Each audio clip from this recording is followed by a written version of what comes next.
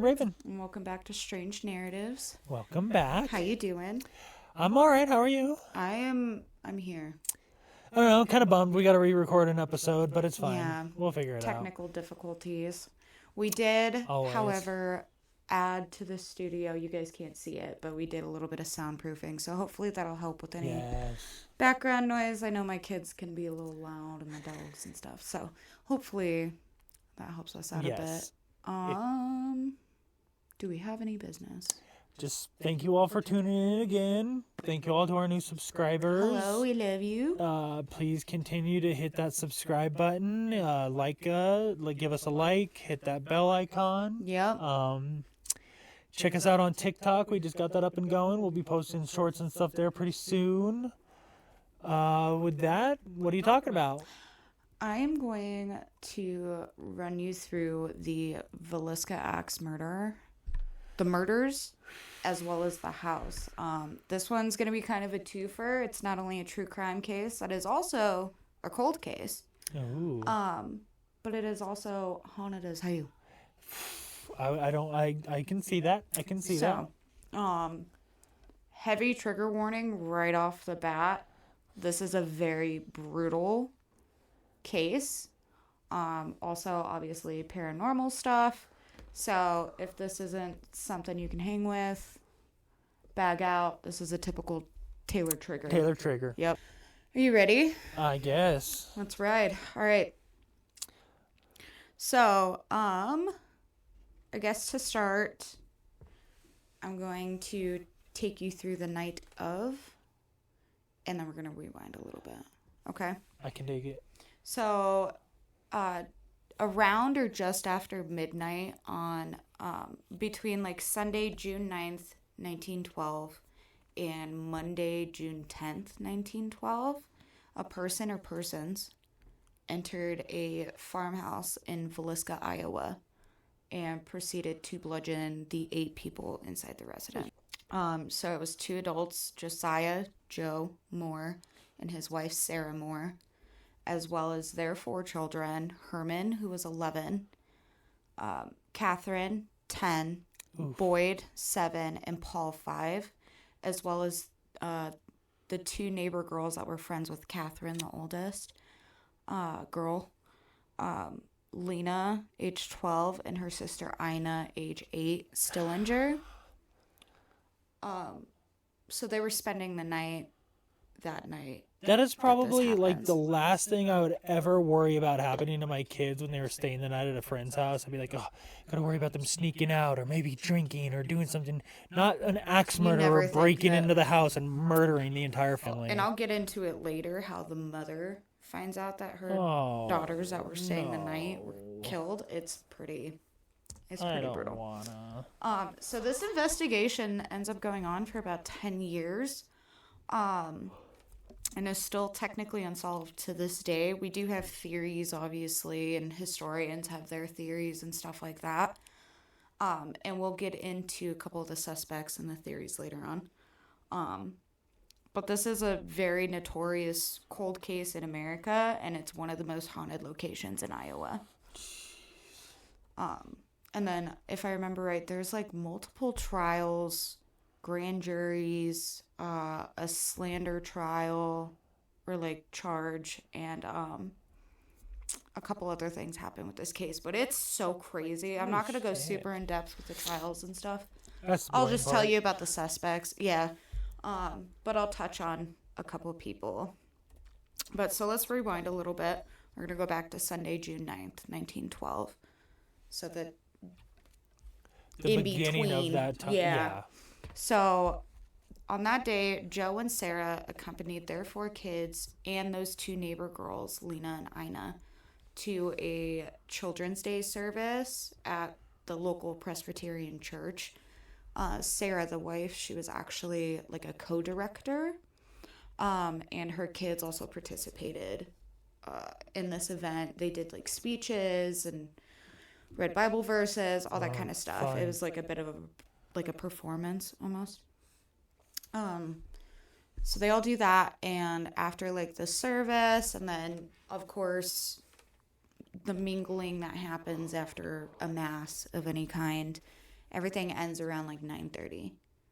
So the family plus the 2 neighbor girls walk the 3 blocks back to the Moore residence in complete darkness. From what I was reading from several different sources, and I think Morbid actually did a 2-part episode on this case years ago. So go check that out. Dang, 2-part? A 2-part. It's like super in depth. But so they're walking in complete darkness because I guess the town was fighting with the lighting company because they wanted better lighting and everything like that. So in retaliation to that, the light company just shut all of the street lights off. That's appropriate. Right. That's safe. They're like, you watch this, you know? Oh, yeah, watch all these people get hurt because of her negligence. That's awesome. Yeah, it's crazy. So they shut down all the lights that night, so it's complete darkness. And then obviously it's 1912, eerily quiet. So this case is it's fascinating. So anyway, they walk the 3 blocks home, and everybody gets back into the house. They're settling in for the night. They end the night with milk and cookies, and then Yummy. Everybody goes to bed. So again, sometime after midnight, someone grabbed Joe's axe, the dad, out of like the shed or the barn in the backyard and came inside through what is believed to be an open door, because back then nobody locked their doors. No, yeah. You know? So through an open door, he snuck through the house.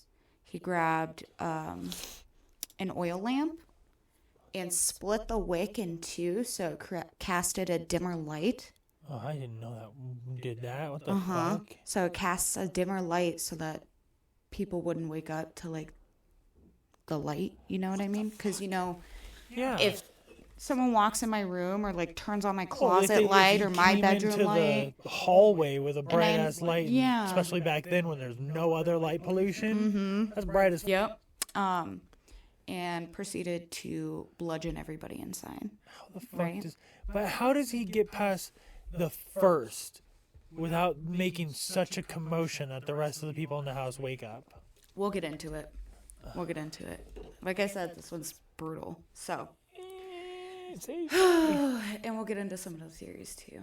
But I have my opinion. We'll find out. So at 7:30 on Monday, June 10th, the Moore's elderly neighbor, Mary Peckham, had noticed the Moore's residence was like eerily quiet and almost deserted. After like several hours of doing chores, I read in some sources she like woke up at like 5 and started tending to her and animals back then, and everything everybody like that. did because you had to make the most out of the daylight. And she said it was just really unusual because typically everybody was up and going by 7 a.m. at the very latest. That was like sleeping in. Right. Especially back then. Like, just rise and shine, let's Yeah, go. yeah. You got chores. So she thought it was really weird, and she went around the house, and all the doors were locked. What the fuck? Which, again, is strange because nobody locked their doors back then. And she couldn't peer into any of the windows, and we'll go into why later. But she couldn't understand what was going on. And so she calls Joe's brother, Ross, who was a local pharmacist in the town, and she's telling him what's happening and everything. And so he gets concerned, too, because he's like, yeah, that's very strange that you haven't seen anybody, you haven't heard any commotion, nobody's out doing the chores. So he heads to the house, and he gets there a little after 8 a.m. So pretty quick. And so Ross enters the house, and he goes to this back downstairs bedroom, and that is where he finds 2 small bodies in a bed with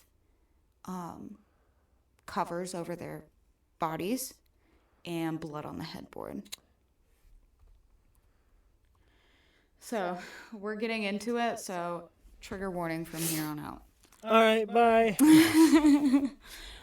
So after seeing that, he's like, I'm not touching anything. He goes and he calls Joe Moore's business. He'd like rented out like farm equipment and stuff like that. So that's Why wouldn't you call the police? they didn't have that kind of thing back then. You would call police up, obviously, but I think they were just trying to figure out what the situation was and assess it from there. But I know after he rings this next person, like 5 doctors, the coroner, and several other law enforcement comes at the same time. So I think he's calling them to be like, I need you to call these people. Okay. But back then, remember, everything works through an operator. So it's because see, that's I was to get a also hold a of little people. thrown off because he had a fucking oil wick lantern, and then there's phones too. So 1912 is a weird time period, I guess. Yeah. Yeah.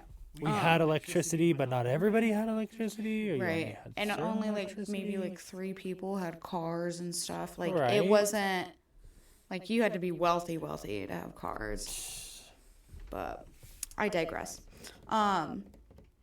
So Ross brings his business and he has an employee grab Marshall Henry, or Hank as he's known, Horton. He said because something, quote, terrible had happened. So Hank, again, those 5 doctors, the coroner, Marshall, everybody, they all show up just after 8:30 a.m. and they go into the house and they do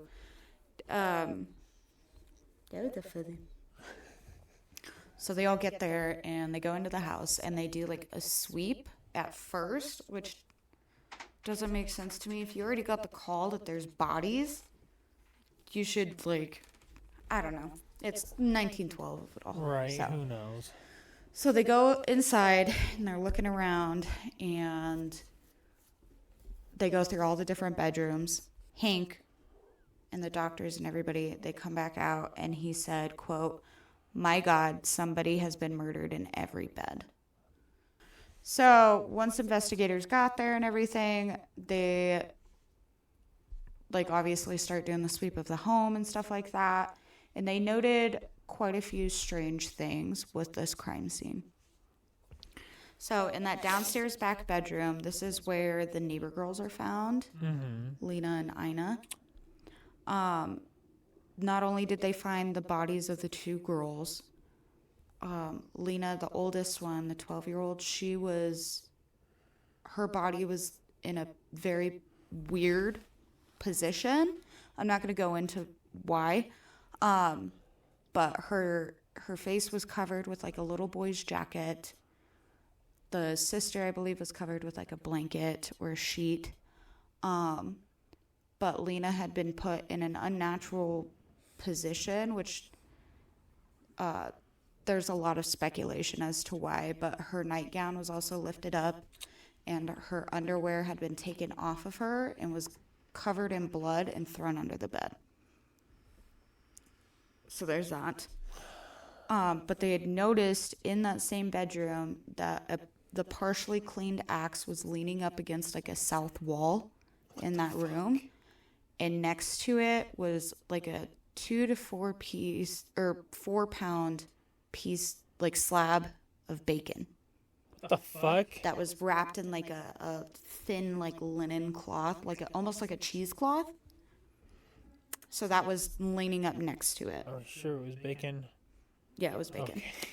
Okay. In the kitchen on the table, there was a plate of uneaten food and a bowl of water, presumably used by the killer or killers to clean their hands and stuff off with. And it was just left There had to have been bloody fingerprints all over this motherfucking house, but they didn't even probably have that technology then. Isn't that crazy? So then the oil lamp was also found by the fireplace. Okay. So going upstairs in the master, they find Joe and Sarah's bodies. Jeez. Well, let me back up. On the stairs, like going up the stairs on the landing, was a second oil lamp. And so they believe that the person or people that did this had that lamp up there so they could see their way throughout the house. Because remember, it's complete darkness. Oh, yeah. And you only have those 2 lamps. What I'm assuming is he waits until after, because he makes rounds.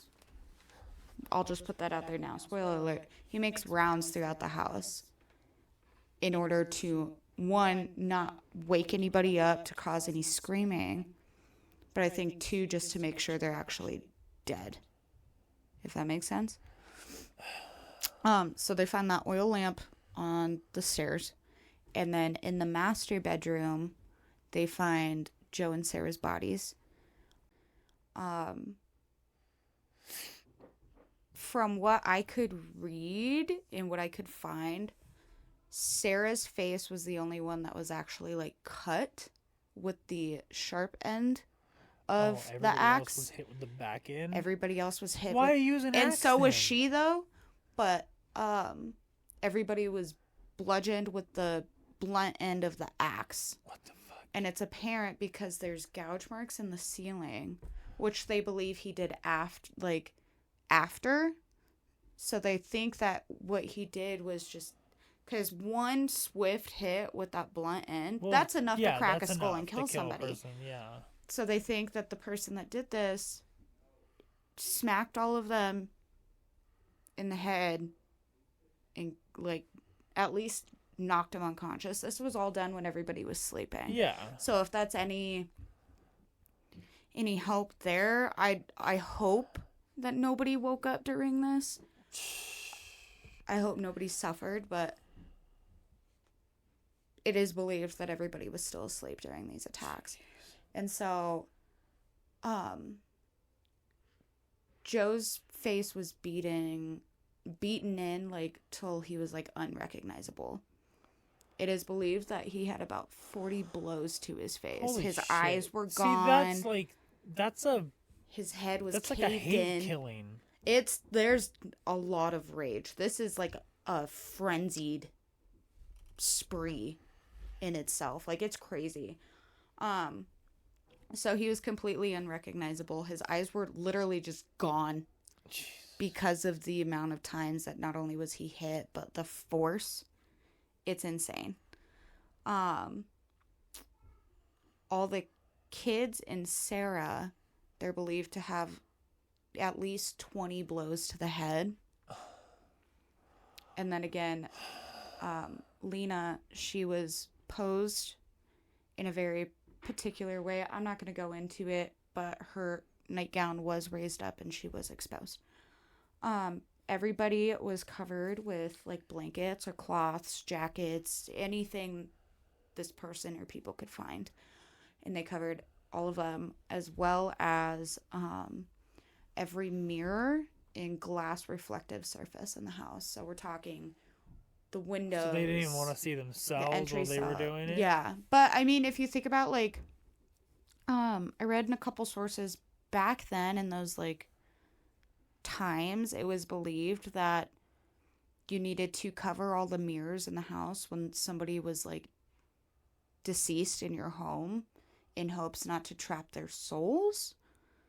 So I wonder if it's maybe something to do with that, or it's the fact that they didn't want to see themselves. I don't know. I can only imagine that they were covered in blood. The theories behind it is very interesting, and then they also say like maybe like they didn't want people like peeking in through the windows and seeing, but it's like, okay, but why the mirrors? Nobody's gonna peek through a mirror. Yeah, it's a very weird thing. So again, in all the rooms, there's blood splatter all over the walls. There's gashes in the ceiling from the sharp end of the axe. So that's why it's believed that they were using the blunt end. So, again, they're not sure, but it is believed that some sort of sexual assault did happen to Lena. They were able to show through lividity that Joe was the first one to be killed, and then Sarah, then the 4 children upstairs, then the 2 girls downstairs, and Lena was the last one to die. Jesus. So it's believed that like he took his time with her specifically. And once we get into the suspects a little bit later, it might, there might be a couple people that pop out. So just be prepared. 2 days later, they do the funeral on June 12th, 1912, and thousands were in attendance. They were remembered as being very like loving, honest, hardworking people. They described Sarah as being like an amazing like homemaker and everything like that, which like back then that's like one of the highest compliments you can get as a mother and woman, was keeping a tidy house. And it's like, I feel that because it's hard. I love when people tell me my house looks great. Right. But yeah, so National Guardsmen like blocked off streets and just made up a nice like blockade so the hearse could get to the fire station, which is where the bodies were being held. And they had a closed casket ceremony because obviously there's only so much the mortician can do to reconstruct a face, especially in 1912. It's just, what can you do with that? That's one thing I've actually heard. We get shit on a lot by European countries and stuff because we're like one of the only countries that has open casket funerals. I do not want that. No. Most people in Europe don't see dead bodies like on a regular basis that we do. So it's another fucking weird thing that America does. I just think it's... I don't want to remember you like that. Yeah. You know? I don't... It just scares me. Yeah. But yeah, so that's where the 8 bodies were being held. And it was all closed casket.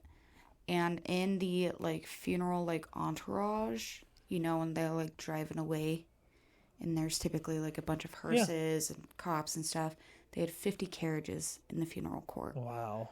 It's amazing. And again, thousands in attendance. Yeah. What pisses me off about this case, and I understand it's the 1912s, but this scene was not secured in any facet. That's what I'm saying. Throughout this, like during that first day when they were trying to figure out what was going on and stuff, over 100 friends, neighbors, co-workers walked through the house. Someone even stole a piece of like Joe's skull, and it's like was later on display, and it's like, what the... Why? See, that's why I got mad when you're like, yeah, he called Joe's company.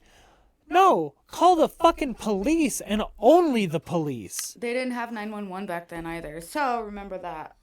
Because 911 wasn't a thing until like the late 60s, early 70s. Really? Yeah.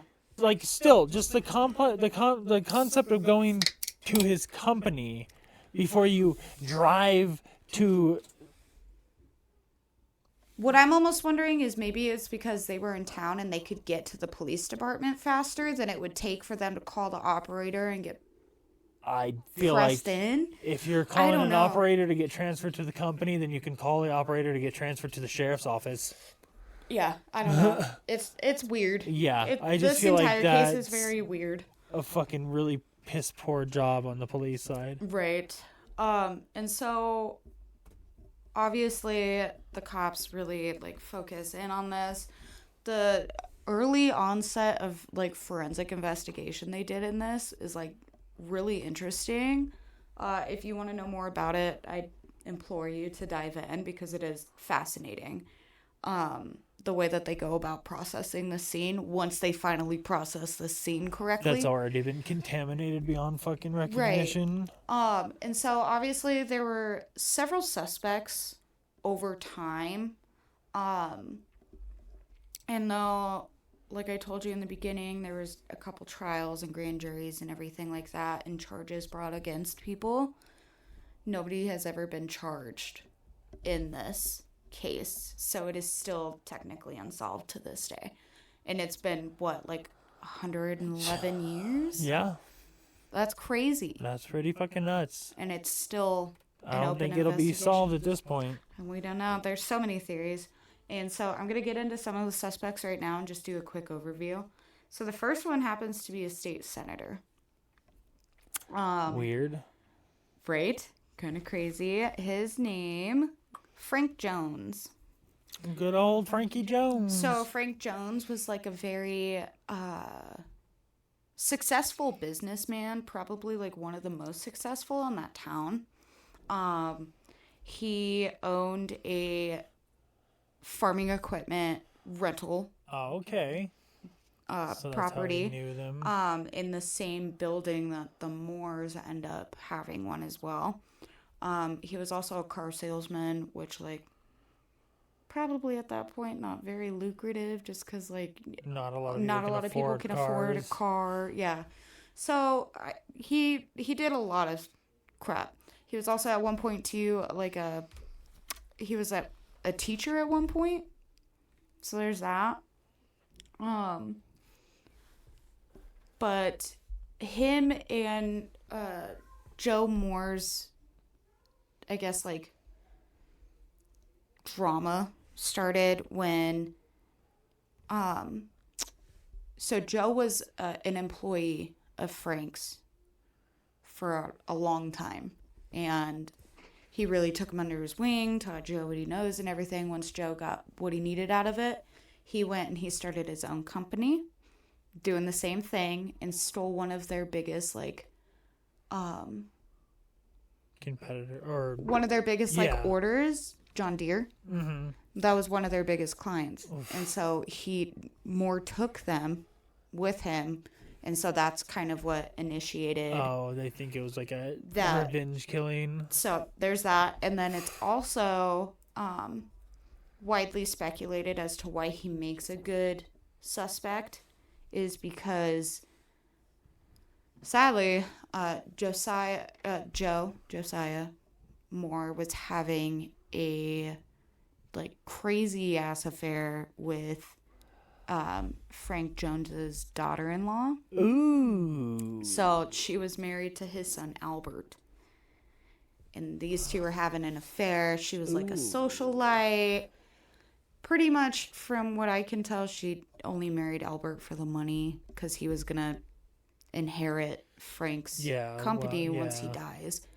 But she was, climbed up the social ladder that way, had crazy parties. She was super flirty and free-spirited and fun. And I guess she was, like, widely known for having a lot of affairs. So, I don't know. But that is the speculation, is that, like, not only the business, but, like, the daughter-in-law affair kind of drove him to the edge. Frank Jones to, like, hire somebody or people. Well, because see, that's the other thing I was thinking, is this would have to have been a group of people. Because he was old. So there's no way he could have done this himself. I just can't help but think, like, you would have to be so quiet and efficient to knock everybody out in that house without waking somebody up. Like, I just can't picture, like, one hit not being enough, and all they have to do is scream, and your whole plan is unraveled. But, like, for me, I go along with the theory that it's probably a serial killer, because at this time there was a lot of axe murders happening, and there was, like, a pretty, like, crazy serial killer on the loose that specifically used axes. I don't know. We'll see. The man that they believe Frank Jones hired was William Mansfield. And they think that, because I guess he had, like, a criminal record already. During a grand jury in, like, 1916, prosecutors laid out their case against him, saying that Frank Jones hired Mansfield to kill the entire family, essentially, as payback not only for the humiliation with the affair, but also for the John Deere account. But, again, they couldn't prove it. So, that was kind of meh. The next one, which, like, when I was first, like, reading about him, I was like, he makes the most sense. Reverend, he was a preacher, but he calls himself Reverend, George Jacqueline Kelly. He was, like, a traveling reverend that would go around, and he was actually at that children's service that night. And a lot of eyewitnesses were able to contest to that he was there. What is crazy is he is the morning of the 10th, when the bodies are discovered and everything like that, around 8 a.m., Kelly had, like, essentially ran out of town at, like, 5:30 in the morning, 5:20 in the morning. He boarded a train. And some elderly couple came forward saying that they had remembered Kelly, and he had mentioned to them, isn't it crazy? Did you hear about what happened on the 10th? I was already talking about it before anybody even found the body. Right. And so, but then later, when the police come back and talk to the elderly couple again, they can't remember if it was the 10th or if it was a different day. Because he did come back, like, days later, and it was said that he was, like, obsessed with the case. But that's weird. So he, like, even poses as, like, a Scotland Yard member to get access to the house to see the crime scene. And it fucking works. What the fuck? Police, you suck. So he was known to be, like, pretty fucking cuckoo as well. He was also a predator. He was a sexual predator. So there's that. Considering the scene, I was like, that makes sense. He did it. Wait, didn't this take place in America? Yeah, in Iowa. Scotland Yard in fucking England? Right, but he's not from America. He's British. So I don't know if he just, like, changed his accent a little bit and they believed him. Where are your credentials? Where are your credentials? You're done. So confused. But yeah, so he is able to, like, go see the crime scene, and I was like, oh, he's revisiting, like. That's what they do. That's what they do. After hours and hours of interrogation, he confesses to the scene, and he says that he murders the kids upstairs first and then moves downstairs and kills those kids last, which that is technically correct, right? But considering the fact that he was able to go see the crime scene, he was probably talking to the investigators and they were telling him things. That's probably how he got it. I don't necessarily think this is a fake confession. But he did, like, recant his statement later on and said that he was beaten to say this. So I believe coercion, you know. This was coerced for sure, if nothing else. But so he actually goes to trial twice for the murders, but mostly for the murder of Lena. And so the first time, it's a hung jury. I think it was only, like, one person that was like, he's guilty. Everybody else was not guilty. Really? Yep. And so they do a second trial, and he gets acquitted. Fuck. I don't know. Like, I hear the common mentality a lot when it comes to this, that it's better for a guilty person to go free, or for a guilty person to go free than it is for an innocent person to be sent to jail. But I don't know how I feel about that. Like, obviously, an innocent person should never be sent to jail. But is it really better for a serial killer to go free? With this shit, and they never work, though, because they're all based off of racial and prejudicial just bullshit. Mm-hmm. It's just insane. So stupid. Next theory is that it was the work of a serial killer that was working throughout the United States. Because wasn't there also a popular axe killer in Louisiana? Or in I can't remember, but I think I know what you're talking about. But yes, there was another, like that. Like I said, there was a lot of axe murders happening around this time. Why? It's an easy weapon. Well, and it's crazy too because I should have already touched on this. At the Villisca scene, they went into, like, the barn or shed, and they were looking around in there, and, like, hay bales had been stacked up, and there was, like, a impression in the hay, like someone had been laying there, and there was, like, a hole right there, like, in front of the hay bales where someone could, like, lay on the hay bales and, like, see essentially into the house through the windows and stuff. So that's where he was laying and watching. So guarantee you he's laying in wait, waiting for them to leave, come back, and go to bed, and that's how he was able to sneak in undetected. So I fully believe that. That's rational to me. So that sounds like a hit. That sounds like a hitman who knows what he was doing. Right? So that's why it's like, I feel like it's either a serial killer, and they have obviously done this many times, so they know how to work it, or who's done the this senator a lot, hired that hitman, and he knew what he was doing. But why would a hitman come to a scene without their own weapon? Why are you grabbing an axe that's already there? And how did you know the axe was there? And how did you know how to work your way through the house? With so many people in the house, and you don't alert any of them. I don't understand that. I think that's why he had everybody with the blunt end first, and then went back through and chopped people. You know? So that could be a serial killer. It just, to me, it makes the most sense. But so those were the most popular suspects by far. So again, this is still unsolved to this day, which is terrifying. Yeah, but now you can tour and even stay overnight. Oh, I would go. I don't know. But you could stay overnight as well. The tours start at $10 an adult, $5 a child. And $5 for adults 65 and up. Knowing that there was a dead person in almost every single room in that house. Nope. Yeah, this bitch is haunted as hell. Nope. So overnight stays start at $428 and for a group of 1 to 6, and then for each additional person up until 10 people, it's $75 extra. No thanks. BuzzFeed Unsolved and Ghost Adventures have stayed there and done episodes on it.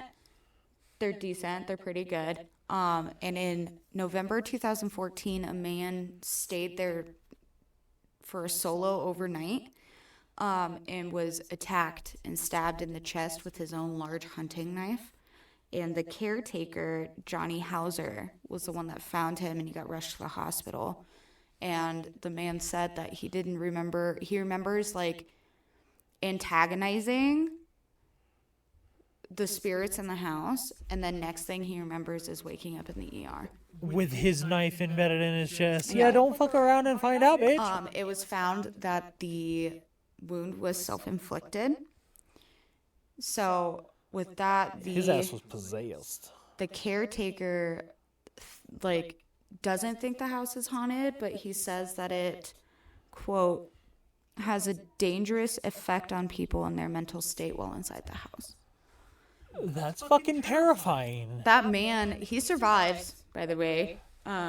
Years later, he goes back to the house, and the first thing he does is apologize to the house for provoking whatever is in there. Yeah, because his ass done fucked up. Because, a lot of people widely believe that it's haunted by not only the killer, but the spirits of the family.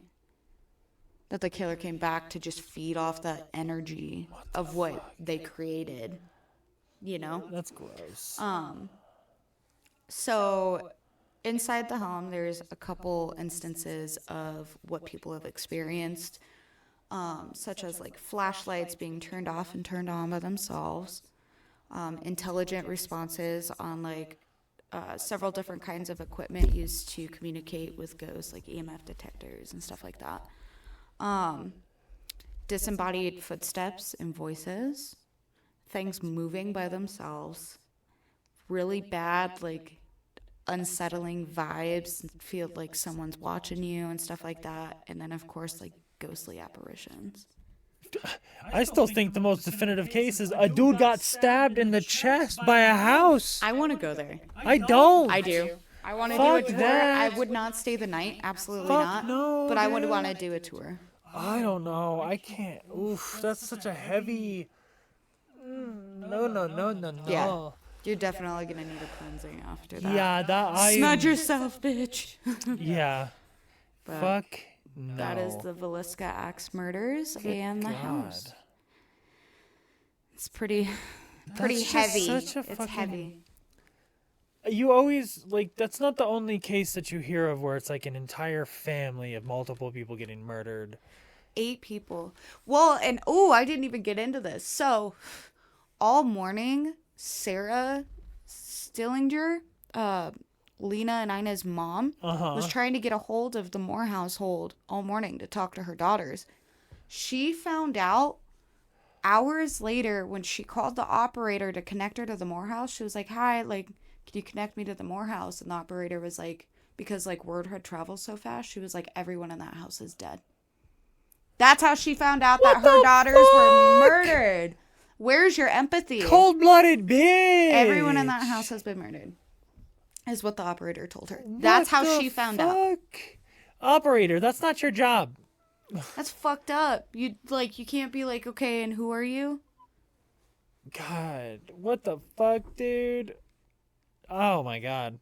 I don't know how you handle that. It's a gnarly one. Dude, I would not rest until I found that motherfucker. I would not rest. It's so crazy that it is still unsolved. And just think, if that happened more recently, that dude probably wouldn't have gone away. Yeah. Because there would have been much more strict crime scene policies. There would have been DNA. There would have been fingerprints at least. Because if there's that much blood all over the place. It doesn't help that over 100 people came in and out of that house. That's so stupid. And completely destroyed what forensics they probably could get, like fingerprints or something. And who knows what evidence was stolen. But I think it was impressive at the forensic science that is behind this case. Again, if you want to take a deep dive, please do that, because it is fascinating. Yeah, because it's like, this is the start of what we have today.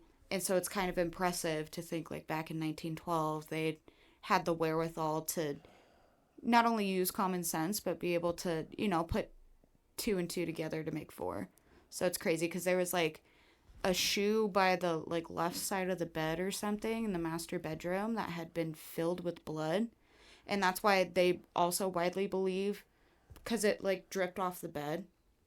But that's why it's widely believed that he took rounds in this frenzied attack, because the boot had been spilled over and there was like footsteps and stuff around it, and they believe he had knocked it over, going back in and attacking more to make sure everybody's actually dead. That's so disgusting. I couldn't crazy. imagine. So I'm sorry. Seeing that was something brutal. like that. Yeah, it's crazy, and it's just like, I can't imagine wanting to like go through a house where everybody's been bludgeoned and absolutely demolished with an axe, especially when there's kids. Yeah. It's just insane. But yeah, that's Fun. that. Happy Halloween. Happy Halloween. I'm sorry. I'm gonna go curl up in the fetal position for a little while. Yeah, I'm gonna need to smudge the studio Yeah. when we're done with this. Yeah. Because, oof. It's heavy. I forgot how heavy this case is. Gonna go get some incense sticks on my way home or something. Yeah. Some dried sage. Well, you are not welcome. I guess thank you for sharing. Yeah. Thank you for listening. I'm sorry that was such a brutal one, but it's okay. It's also so fascinating, and the hauntings and everything. Definitely go watch those BuzzFeed Unsolved and Ghost Adventure episodes, because they were pretty good. And like the amount of blogs I was able to find, like even Iowa's like cold case website, they go pretty in depth. It's pretty fascinating, and like Villisca historians and stuff, like they really dive deep. So you can find so much information out there if you want to know more. That's just nuts, dude. But yeah, I'm sorry that one was heavy. No? Thank you. Of course. As always, find us on socials. We do have YouTube, Spotify, TikTok, Instagram, Facebook.